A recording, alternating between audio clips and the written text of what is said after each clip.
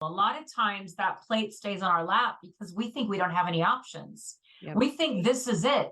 We're stuck here forever. 100% no. So much of what we do, whatever it is transferable. It's stopping and being intentional and thinking, what else can I do? And going out, getting uncomfortable, pushing yourself out into the market, networking, meet people, talk to people, get curious about what other people are doing. This is part of the buffet as well. Hi, everyone. My name is Amy Quesenberry, and I'm joined here by my dear friend, Rebecca Ali. And we're here for our Let's Get Intentional 20-minute live session. We're really excited today to talk to you about something that's really near and dear to both of our hearts, and that's called the plate that you're served. So sometimes you find yourself in a scenario, maybe you wake up one day and you realize that there's this plate in front of you that you've been eating from, and you realize that food doesn't taste good. I don't want that plate anymore. I don't even remember how this plate got here. Or this plate has been great to me, but it's not my plate anymore. I need to go find a new plate. I'm really excited because Rebecca is actually going to take us into her experience of when she realized one day that the plate in front of her wasn't the plate that she wanted, and then what she did to go find a new plate. Rebecca, let's talk about it. Thank you, Amy. It's so good to be here again. I really love this series of Let's Get Intentional. And I think this is a really great subject to talk about today. And yes, I'm going to walk a little bit through my experiences. I've had a couple of these moments lately where I'm like, that's not my plate. I'm not going to eat that food. So I'm excited to be here. I'm excited to talk about it. But just to give everyone a little bit of a background in case they don't know, or they can look on LinkedIn, I guess. But my whole career has been in human resources. I didn't pick it. It picked me. So I kind of went with the flow because I was pretty good at it. I was a very competent HR person, and I tried a bunch of different things, and then ultimately had twins and decided to be a stay-at-home parent for a little while. And that little while turned into a longer while. So I think I've had a lot of time to really reflect on the plate that I had, and sort of determine what other food could I try and put on my plate. So I'm really excited to be talking about this topic. And I love this sort of metaphor. It's a good visual for, as Thanksgiving is coming, like, what are you going to put on your plate? So I love that. So thank you for having me. Absolutely. Yeah. I know that when we first were looking at things to talk about, when this came up on the list, your face just lit up and you said, oh yes, this is the one that I want. So I know this is something that you and I have both experienced, of waking up and realizing that the plate in front of you is not the plate that you want. It's not that that plate wasn't good to you for a really good time or for a really long time. It's just that that's not your plate anymore. So let's dig into your story. Yeah, so true. So true. So yes, I was in human resources. I never studied human resources until recently. And I actually just graduated with a master's in human resources management. And as I was job searching, I kept, coming to these job descriptions and saying, that doesn't feel right. This doesn't feel like me. I'm not sure I want to do this anymore. And I had just like a lot of internal anxiety about applying for these jobs and seeing myself in these roles longer term. And, as luck would have it, while I was doing this unpaid work, which is a stay-at-home parent, I had sort of dabbled in a lot of different things. I did volunteer work, where it was more HR oriented. I also did a lot of like fundraising activities for my kids' schools and for scouts. And, lo and behold, these things that I did because I was like, I want to participate in my kids' school life. I want to participate in my community. have actually turned into a pivot, and a career pivot for me. I'm actually in the process of helping a company build out a fundraising platform or channel, and it's in marketing that is part of the revenue generating part of the company. And I'm like, this is really wild. I would never in a million years have thought would have ever pivoted from human resources to marketing. But yet here I am living the dream. And that's one of the things that I think you and I both really spotlighted, or when we were talking about this. One of the things that we both reflected on that we did really well from a foundational perspective is in our careers, we kept raising our hand to volunteer and do these, sometimes wild assignments out across the world. Very strenuous, very strenuous from a time component, but such a give back. We really realized this is incredible work that we just did. And building your resume, we just did a live on Instagram and you talked about the buffet, Yes. right? Yeah. And that buffet, we were able to experience this buffet where we could try a little bit of this and a little bit of that. And before you know it, you have all of this experience that you've built up, this transferable experience. Let's talk a little bit more about that, because I loved how you spoke about the buffet. Yeah. And I would say, how do you know you like something unless you try it? It's like when you have kids, and maybe, aunties and uncles can attest to this too, you always have a no thank you bite, right? Because sometimes food doesn't look good, but it tastes great, and vice versa, right? So I think, what I tried to do in my career and even just in my life is like, well, let me try it and see if it works out. And if it doesn't work out, that's okay. At least I tried, and I know now. Take that one off my plate. I will never be having that again. Or I liked it, but I didn't like it enough to have a second serving, sort of thing. So I think that sort of what you and I both did during our career is say, you need me to lead a project and work with the communications team, I will do that. Because I think we both approach things with sort of this growth mindset and this continuous learning. And I think it's also easy to be resentful in those situations and be like, I don't know why they're giving me all this extra work. I don't understand. But I think you can look at it the other way and say, this is a great opportunity. I'm adding all of these new skills to my plate. And that's kind of how I've approached things. And you just never know when that's going to pay off. Like, who would have thought that, sort of the PTA fundraising persona that I lived would have paid off, many years later into this sort of wonderful opportunity. And so then it comes the piece where it's believing in ourselves, right? It's don't discount that work. Don't discount that this is transferable. A lot of times that plate stays on our lap because we think we don't have any options. Yep. We think this is it. We're stuck here forever. 100% no. So much of what we do, whatever it is transferable. It's stopping and being intentional and thinking, what else can I do? And going out, getting uncomfortable, pushing yourself out into the market, networking, meet people, talk to people, get curious about what other people are doing. This is part of the buffet as well.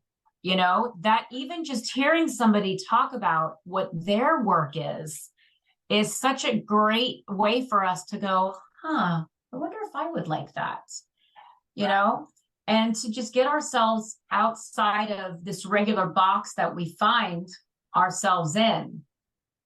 Going on the confidence thing, there's a statistic out there that talks about when a woman looks at a job description, oftentimes if she doesn't have 90% plus of her experience and her skills matching, she discounts herself. Whereas if a man looks at that, he could have 50%, maybe less, and he's like, oh, I'm a perfect fit, and it's what is it? It's always going to be no, unless you ask the question.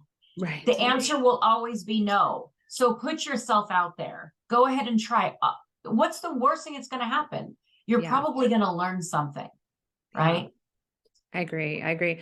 And you make such a great point. And I will say that every day I wake up, I'm like, oh no, I'm like, am I good enough? Right. And so I've been in this role for 30 days. I had a 30-day review, and my manager was like, you're doing great. You've done more than I expected. And I'm like, I have, because I felt I wasn't doing enough. And so that feedback is so important, and asking for that feedback, and sort of the expectation that you have for yourself isn't always what the expectation is that others have of you. Right. But I will say, if you can learn to solve a problem, you can solve almost any problem. And as a great example, I was in a meeting yesterday. It was a marketing meeting. I don't know anything about buyer personas or how we get demographic information or anything. So I'm just like, how do we get this information? And lo and behold, I got this, sort of 15-minute explanation. And I think, and I believe that other people have the same questions, but they're too afraid to ask. And so I think it's really important that you can be vulnerable in those situations and say, I don't know. I'm coming at this totally new. And I think that it's okay to be that person. In fact, other people will probably be happy that you are that person, because you are asking those questions that they want to ask, but they're too afraid to. Yeah. And it's that curious mindset, Yep. right? And that curious mindset begins even before you walk in the meeting. Mm-hmm. That's that intentionality, right? It's, hold on, how am I going to show up in this meeting? Am I going to show up with somebody that already has an agenda and I know exactly what we want to accomplish here? Or am I going to show up as somebody who wants to find the best solution for the organization? Where is my mindset? And I know we kind of went off track, but I'm really passionate about this topic, because mindset, regardless of what the topic is central. So if your mindset is right and it's curious and it's open, how much more likely are you to show up with questions that help uncover a potential solution, right? Yes, absolutely. And I believe foundational curiosity is the number one skill you can bring into any job. If you are curious and you are willing to learn and ask the questions, your opportunities are really limitless, right? So you can, it's having that. And I think being vulnerable and being able to ask those questions, right? Like, I could have looked like a real fool yesterday. I'm like, people could have said, why is she here? She doesn't understand anything about marketing. That neither did they when they started, right? So I think it's really important to remember that everybody has to start somewhere. And I particularly think this is an incredibly important point for managers. So I don't know who's going to be watching this now or in the future, but if you manage people, really cultivate that sense of curiosity and bring me your questions. There are no stupid questions. There are no dumb questions kind of attitude. And really encouraging that, because you're right, skills are transferable. You can be a subject matter expert in something for a period of time, right? We know in HR, things change every single day. Like there are new laws and new technology and all that stuff. But what doesn't change is sort of your core values and your core beliefs, and this ability to sort of raise your hand and say, I'm willing to try that. I'm willing to ask these questions, and I'm willing to solve the problems that come up. And I think that is it. If you can solve a problem here, you can solve it here. It's just, it's the same talent, the same technique. Yeah. And I just wrote something down because I think you just identified our next topic, compassionate leadership. What do you think? Yeah. Yeah, I think that's great. It is great. And I know I think we get on here and we talk about these things and it seems really easy.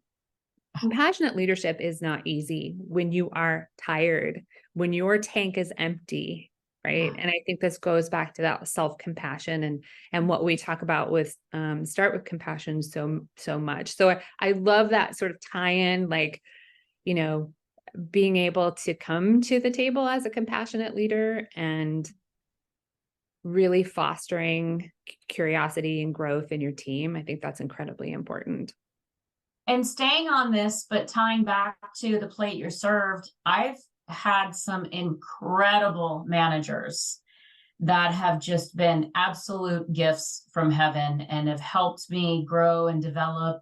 And I've had some others that were not as good. They were really good at their day job, but like people managing shouldn't have been one of them. And that's okay. So when we talk about the plate you're served, it's important for us to not just look at, do I like this food? Is this food nutritious, like nutritional for my soul? Where Yes. when I leave, I feel like I've really given back to the people around me. Is this really lighting me up inside? And if there's anybody out there that's struggling as a people manager, there's a couple of options. One is, is there some professional development opportunities that can help you get more proficient in this role? Or some people are just not meant to be people managers. That's okay. Whatever role you're in, whatever it is that you're doing, taking us back to the plate you're served, if you find that you have this plate in front of you and you realize this isn't for me, what are some things, Rebecca, that people can do? Well, I definitely, and I agree with you. Not everyone, and I think so often in companies, but I think this is changing a little bit more now. There's always the only way up was to manage the team, right? So manage the team. That's your next step. And I think now there are more options, which is really good. But I would say, really reflect on what makes you happy. And I haven't talked about my coaching experience yet, but I think this is a really good place to do that. Do Just it. very briefly, is to say, what, I thought I was 100% sure I was going to be a professional or personal coach. And I did a whole year's worth of training in different formats. And after every coaching class and after every session I did, I felt terrible.